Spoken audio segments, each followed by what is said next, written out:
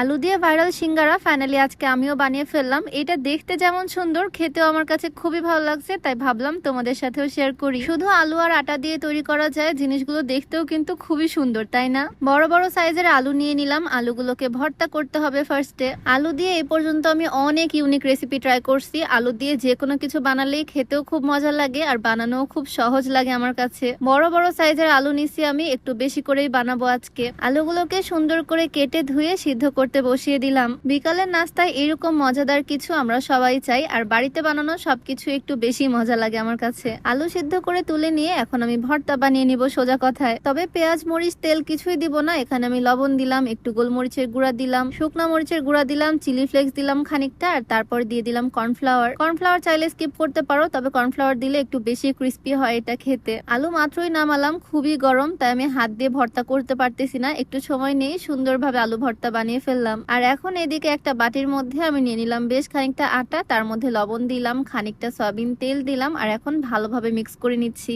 মানে রুটি পরোটা বানানোর জন্য আমরা যেভাবে আটার ডোটা বানাই, সেভাবে আমি অল্প অল্প করে পানি অ্যাড করে সুন্দর একটা সফট ডো বানিয়ে ফেলবো। আজকে আমি যা যা দিচ্ছি সবকিছুই বাড়িতে থাকা উপকরণ, এক্সট্রা কিছুই লাগতেছে না আমার। সুন্দর করে সফট ডো আমি মেক করে নিলাম। 4টা রুটি হবে এখান থেকে, ভাগ করে নিছি আমি। আর তারপরে বিসমিল্লাহ বলে রুটি বানানো শুরু করে দিলাম। রুটি যে পারফেক্ট গোলই হতে হবে তার কিন্তু কোনো মানে নাই। সুন্দর একটা রুটি বানিয়ে নিয়ে তার মধ্যে এক পাশে আমি আলুর ভর্তাটা দিয়ে দিচ্ছি। পুরা রুটিতে দিব না, শুধুমাত্র এক সাইডে সুন্দর করে ছড়িয়ে দিচ্ছি আলু ভর্তাটা। এই যে দেখো ঠিক এইভাবে। আর যে সাইডটা বাদ রেখেছি হাফ ইঞ্চির মতো, এইখানে আমি সুন্দর করে পানি দিয়ে দিচ্ছি যাতে খুব সুন্দরভাবে রুটিটা লেগে যায়। এই যে এখন যে পাশটা ফাঁকা ছিল সেটা উঠিয়ে এনে আমি সুন্দরভাবে সেট করে নিলাম। আর এখন চিকন চিকন করে লম্বা লম্বা করে আমি কেটে নিচ্ছি। ওপরে নিচে আটার একটা কোটিং হয়ে গেল, আর ভিতরে থাকলো আলুর ভর্তা। আর এরপর এই লম্বা লম্বা পার্টগুলোকে সুন্দরভাবে টুইস্ট করব। এর কারণে এটার নাম হচ্ছে টুইস্টেড পটেটো। এই রেসিপিটা ইন্টারনেটে অনেক ভাইরাল, তাই আর কি ভাবলাম আমিও ট্রাই করি। হাত দিয়ে সুন্দরভাবে ঘোরালেই খুবই সুন্দর একটা ডিজাইন হয়ে যায়, আর আরো বেশি লম্বা হয়ে যায় টানলেই। এই দেখো জিনিসগুলো দেখতে কিন্তু খুবই সুন্দর লাগতেছে। সেম প্রসেসে আমি 4টা রুটিকে এইভাবে করে কেটে কেটে স্পাইরাল করে নিচ্ছি।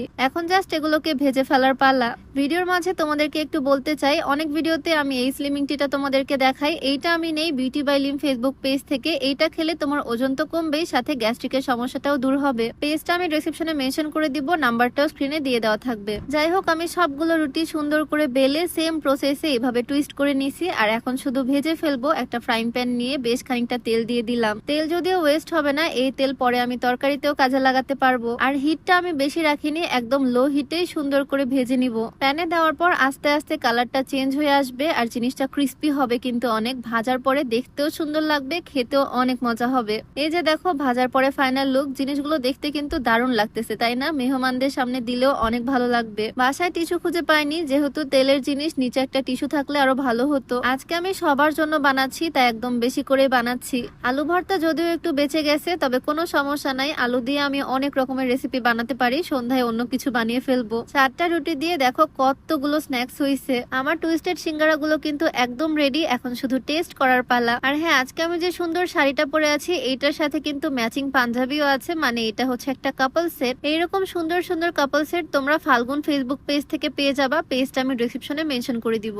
এত সুন্দর দেখতে একটা নাস্তা বানিয়ে আমিও তো খুবই এক্সাইটেড, কখন সে ট্রাই করবে আর আমাকে কমপ্লিমেন্ট দিবে। আমি যে কোনো কিছু বানালেই ও সব সময় প্রশংসা করে, আর এরকম ক্রিস্পি স্পাইসি জিনিস খেতেও খুবই পছন্দ করে। আর এতগুলো কিন্তু শুধু ওর জন্য বানাইনি, আমরা সবাই মিলে আজকে খাবো এটা। সবাই খেয়ে খুব প্রশংসা করছে, কারণ এটা অনেক ক্রিস্পি। তোমরা আবার এই টি টেবিলটার দিকে নজর দিও না, আমি একটা কার্টুনের উপরে রেখে দিছি প্লেটটা। এই টুইস্টেড সিঙ্গারার রেসিপিটা চাইলে তোমরাও বাড়িতে ট্রাই করতে পারো, খুবই ইজি আর সিম্পল। ভিডিও কেমন লাগলো অবশ্যই কমেন্টে জানিও। দেখা যাবে নতুন কোনো ভিডিওতে। সবাইকে আল্লাহ হাফিজ, আসসালামু আলাইকুম।